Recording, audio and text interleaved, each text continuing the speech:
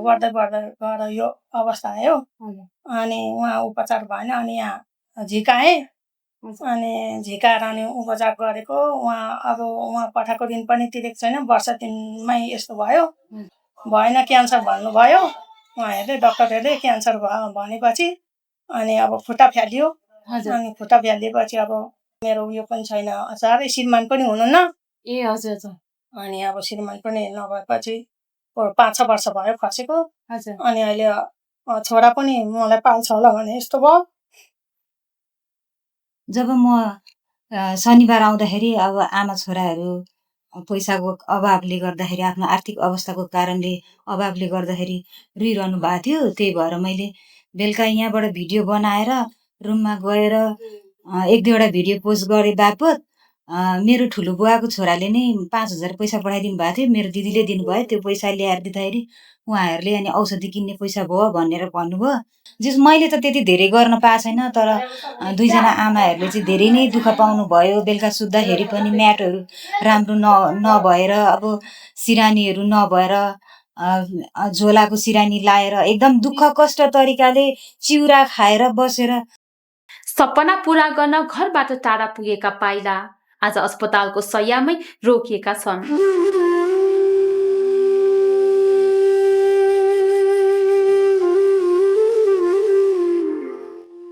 नमस्कार, म कार्यक्रम प्रस्तुता नवीना दौङ। आज हामी एउटा परिवारको कथा लिएर काठमाडौँ स्थित वीर अस्पताल आइपुगेका छौं। परिवारको उज्जवल भविष्यका लागि रोजगारी गर्न विदेश गएका रबिन तामाङको खुट्टामा देखिएको सामान्य घाउ पछि क्यान्सरमा परिणत भयो। उपचारका क्रममा उहाँको एउटा खुट्टा काट्नुपर्ने अवस्था आयो र विगत 1 महिनादेखि उहाँ वीर अस्पतालमा उपचाररत हुनुहुन्छ।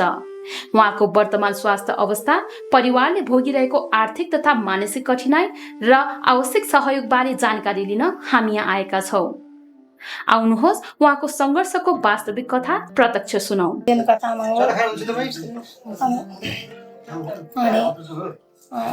दुबई जान्छु भनेर गएको थियो। अनि दुबई पठाएँ। अनि दुबई पठाएपछि उहाँ बिरामी भयो, घाउ निक्लियो भनौँ। अनि घाउ बढ्दै बढ्दै गएर यो अवस्था आयो। अनि उहाँ उपचार भएन अनि यहाँ झिकाएँ। अनि झिकाएर अनि उपचार गरेको। उहाँ पठाएको ऋण पनि तिरेको छैन। वर्ष दिनमै यस्तो भयो। अनि वर्ष दिन भएको थियो गएको। अनि नानी छ 16 महिनाको। नानी छ 16 महिनाको। अनि यहाँ झिकाएर अनि विराट टिचिङमा विराट टिचिङबाट यहाँ पठाइदिनु भयो। वीर हस्पिटलमा काठमाडौँ लैजाउन पठाइदिनु भयो। अनि उपचार अब गर्दैछु, अहिलेसम्म गरेँ। अनि पैसा पनि सकियो गर्दा गर्दै। अनि पीडित परेँ। अनि सक्यो 9-10 लाख। 10 लाखबाट उकालो लगाइसक्यो। अनि अब यहाँ आएको 1 महिना 9 दिन भयो। हजुर, झिकाएर अनि उपचार अहिले यहाँसम्म गर्दैछु। तर अब भएन क्यान्सर भन्नुभयो उहाँहरूले, डक्टरहरूले क्यान्सर भयो भनेपछि अनि अब खुट्टा फ्यालियो। अनि खुट्टा फ्यालिएपछि अब जोगिएन। अब क्यान्सर भन्नुभयो। उपचार गर्दा गर्दै अब सबै थोक उहाँहरूले हेर्नुभयो, गर्नुभयो। अनि मैले यस्तो यस्तो भयो यसरी भने हजुरहरूलाई दाजुभाइहरूलाई अनि पुरा गरेँ। अनि गर्दा गर्दै अब यो अवस्था भयो। अनि खुट्टा पनि भयो। अनि सिरियस बिरामी भयो। अनि यहाँ अहिलेसम्म गर्दैछु। गर्न चाहिँ अनि अब यस्तै छ। अब समस्या पर्यो। अब मेरो उयो पनि छैन, साह्रै श्रीमान पनि हुनुहुन्न। अनि अब श्रीमान पनि नभएपछि 5-6 वर्ष भयो खसेको। अनि अहिले छोरा पनि मलाई पाल्छ होला भने यस्तो भयो।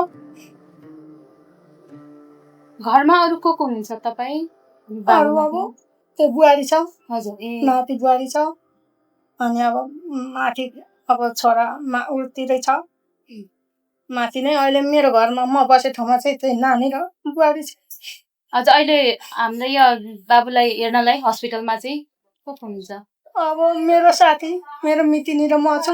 अनि यहाँ नानी छोरी चाहिँ हिजो आएको थियो हेर्नुलाई। अनि म अहिले जान्छ होला, मसँगै छ।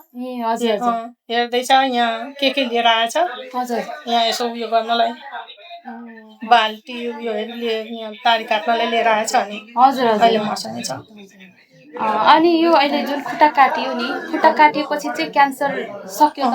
हजुर क्यान्सर छ भनेपछि अहिले क्यान्सरबाट मुक्त भयो होइन भएको छैन अझै बायोप्सी निक्लिनै छ बायोप्सी हजुर यो खुट्टा लगेको छ हजुर हजुर खुट्टा काटेको उयो जचाउनु लगेको छ ए टिकट निक्लिएकै छैन ए अनि उयो चाहिँ क्यान्सर भनेर बोन क्यान्सर भनेर आइसक्यो रिपोर्ट चाहिँ भन्छ ए हजुर हजुर भनेपछि अब अझै उपचारको लागि कति समय लाग्छ भनेको छ लाग्छ थुप्रै लाग्छ भनेको छ अब इमु चढाउने भनेको छ ए अब यो टाँचा खोलेपछि हजुर हजुर पाइप निकालेपछि हिमो चढाउने भनेको छ हजुर हजुर अब कहिलेसम्म लामो समय हुन्छ भनेको छ हजुर अनि हजुरको आर्थिक अवस्था कस्तो छ अनि सहयोगहरू कतिको आइरहेछ मैले भाइको भिडियोहरू चाहिँ देखिरहेको हुन्छु सामाजिक सञ्जालमा अहिले हजुर, देखिरहेको छु त्यसबाट कतिको तपाईँहरूलाई यता सहयोग मिलेको छ यताबाट अलिअलि अनि बहिनी छोरीले ल्याएर अलिअलि अनि अहिले काम चलाउँदै थिएँ हजुर काम चलाउँदैछु मैले उयो गरेको चाहिँ मेरो ऋणहरू निकालेर लगेको चाहिँ थुप्रै पुग्यो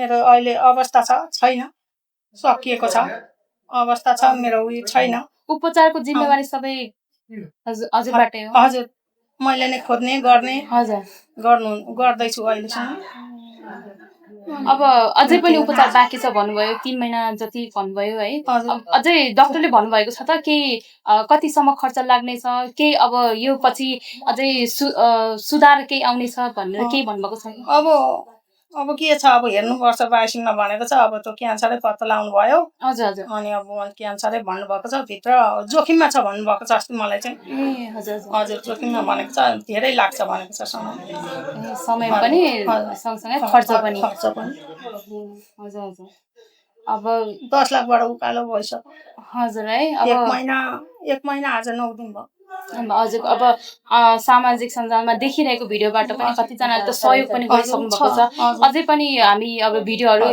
राख्दै जाँदाखेरि सहयोगहरू आउन सक्छ सहयोगीहरूलाई चाहिँ तपाईँ के भन्न चाहनुहुन्छ म धन्यवाद दिन्छु हजुर अझै पनि अब सहयोगको लागि के भन्नुहुन्छ उहाँहरूलाई धन्यवाद भन्छु म आशिक दिन्छु थ्याङ्क यू भन्छु के गर्नु हजुर यस्तै छ मेरो अवस्था छ हजुर धन्यवाद दिन्छु अब अर्थ दिन सक्दिनँ होइन सहयोगी दातालाई हजुर बिरामीको स्वास्थ्य अवस्था निकै कमजोर भएकाले उहाँसँग कुराकानी गरेर थप असहज बनाउन हामीले उचित ठानेनौं त्यसैले उहाँकी आमासँग कुराकानी गर्दै सम्पूर्ण जानकारी लियौं उहाँका अनुसार बिरामी छोरा केही समय अघिसम्म स्वस्थ मेहनती र जाँगरिला हुनुहुन्थ्यो उहाँकी श्रीमती र 16 महिनाकी छोरी गाउँमै हुनुहुन्छ यहाँ अस्पतालमा उहाँको सम्पूर्ण रेखदेख र हेरचाह उहाँकी आमाले नै गरिरहनु भएको छ आमाको मुखबाट उहाँहरूको आर्थिक पारिवारिक र मानसिक पीडाबारे जानकारी पाउँदा हामी सबै भावुक भयौं यसैबीच हामीले बिरामीको उपचारमा सहयोग गरिरहनु भएको बहिनी संगीता तामाङसँग पनि कुराकानी गरेका छौं उहाँ विगत केही समयदेखि सामाजिक सञ्जाल मार्फत बिरामीको तस्बिर तथा भिडियोहरू सार्वजनिक गर्दै सहयोगका लागि निरन्तर अपील गरिरहनु भएको छ उहाँका अनुसार यस अभियानबाट धेरै सहयोगी मनहरू जोडिएका छन् र उपचारका लागि केही आर्थिक सहयोग जुटाउन उल्लेखनीय राहत समेत मिलिरहेको छ हामीले पनि बिरामीको अवस्थाबारे प्रारम्भिक जानकारी उहाँकै सामाजिक सञ्जाल मार्फत थाहा पाएपछि प्रत्यक्ष रूपमा वीर अस्पताल पुगेर वास्तविक अवस्था बुझ्ने प्रयास गरेका हौं नमस्कार मेरो नाम संगीता तामाङ हो घर धनकुटा जिल्ला पागरीबास नगरपालिका 9 वडा नम्बर 9 धर्मशाला मैले यो चाहिँ भाइ चाहिँ म के अरे सोमबारको दिन उसको अपरेसन हुने बेलामा आउँछु भनेको थिएँ तर त्यो दिन आउन पाइनँ मेरो व्यस्तताको कारणले जब म शनिबार आउँदाखेरि अब आमा छोराहरू पैसाको अभावले गर्दाखेरि आफ्नो आर्थिक अवस्थाको कारणले अभावले गर्दाखेरि रुइरहनु भएको थियो त्यही भएर मैले बेलुका यहाँबाट भिडियो बनाएर रुममा गएर 1-2वटा भिडियो पोस्ट गरे बापत मेरो ठुलो बुवाको छोराले नै 5000 पैसा पठाइदिनु भएको थियो मेरो दिदीले दिनुभयो त्यो पैसा ल्याएर दिँदाखेरि उहाँहरूले अनि औषधि किन्ने पैसा भयो भनेर भन्नुभयो अनि त्यो भिडियो मैले अझ यहाँ ल्याएर बनाएको भिडियोले अझ मैले लगाइदिएँ त्यो टिकटक र फेसबुकमा लाउँदाखेरि त्यसले अझ धेरै सहयोग प्राप्त भएर धेरै सहयोगी हातहरूसँग पुगेको कारणले चाहिँ भाइलाई अलिकति राहत मिलेको छ उहाँ बहिनी चाहिँ भाइ रबिन भाइको लागि सामाजिक सञ्जालमा विभिन्न सामाजिक सञ्जालमा चाहिँ विभिन्न भिडियोहरू पोस्ट गर्दै उहाँको सहयोगको लागि चाहिँ पोस्ट गर्दै आउनु भएको हो हो त्यस बाबत पनि उहाँलाई सहयोग धेर थोर मिलिरहेको छ। हजुर मिलिरहेको छ। अझै पनि निरन्तरता दिँदै हुनुहुन्छ, भिडियोहरू बनाउँदै हुनुहुन्छ। बनाउँदैछु। मैले सकेसम्म चाहिँ म भाइलाई सहयोग गर्छु नै। मेरो व्यस्तता जति व्यस्तता भए पनि भाइलाई म सहयोग गर्छु भनेर मैले त्यो मनमा सोचिरहेको छु। हिजो त्यो पनि उहाँलाई अब कति त्यत्रो 1 महिनासम्म उहाँ बस्नुभएको होइन। अब 1 दिनको लागि भए पनि म बस्दिनुपर्छ भनेर मेरो व्यस्ततालाई पनि त्यतिकै थाती राखिवरी म हिजो 5 बजेतिर आएर भाइलाई उसको नुहाउनु पर्ने थियो, बाटाहरू ल्याइवरी दारीहरू काट्ने नुहाइदिने काम सबै हामी उहाँको भाइको मम्मी र मैले गरेर बिहान गऱ्यौँ। अनि फेरि उहाँले बिहान रिपोर्टहरू ल्याउनु भयो। त्यसरी अब हामी 3 जना मैले त त्यति धेरै गर्न पाएको छैन, तर 2 जना आमाहरूले चाहिँ धेरै नै दुःख पाउनु भयो। बेलुका सुत्दाखेरि पनि म्याटहरू राम्रो नभएर, अब सिरानीहरू नभएर, झोलाको सिरानी लाएर एकदम दुःख कष्ट तरिकाले चिउरा खाएर बसेर त्यस्तो गर्नुभएको थियो। त्यही भएर मैले सामाजिक सञ्जालमा लाउँदाखेरि केही राहत मिल्छ कि भनेर त्यसरी लगाइदिएको हो। र पनि मिल्यो जस मैले गरे बापत चाहिँ भाइलाई केही राहत मिलेको छ। हामीले त्यहाँ पुगेर सहयोगको सानो प्रयास स्वरूप हाम्रो एचएचएस समूहको तर्फबाट रु 10,000 आर्थिक सहयोग हस्तान्तरण गरेका छौं। यो रकम उपचारका लागि पर्याप्त नभए पनि हाम्रो साथ सद्भाव र मानवीय जिम्मेवारीको प्रतीक हो। उहाँको उपचार अझै लामो समयसम्म चल्ने भएकाले आर्थिक सहयोगको अत्यन्त आवश्यकता छ। रोगले एउटा खुट्टा खोस्यो, तर आशा अझै बाँकी छ। त्यो आशालाई जीवित राख्ने जिम्मेवारी अब हामी सबैको हो। त्यसैले सहयोगी मन भएका सम्पूर्ण महानुभावलाई आफ्नो क्षमता अनुसार आर्थिक सहयोग गरिदिनु हुन हार्दिक अनुरोध गर्दछौं। सहयोगका लागि आवश्यक बैंक खाता तथा ई सेवा विवरण स्क्रिनमा देख्न सक्नुहुनेछ।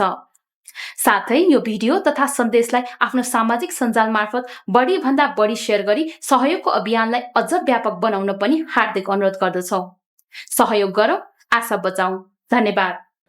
अब जनताको आवाज हरपल हरदम थाङमिचागो.com सब्सक्राइब नाउ।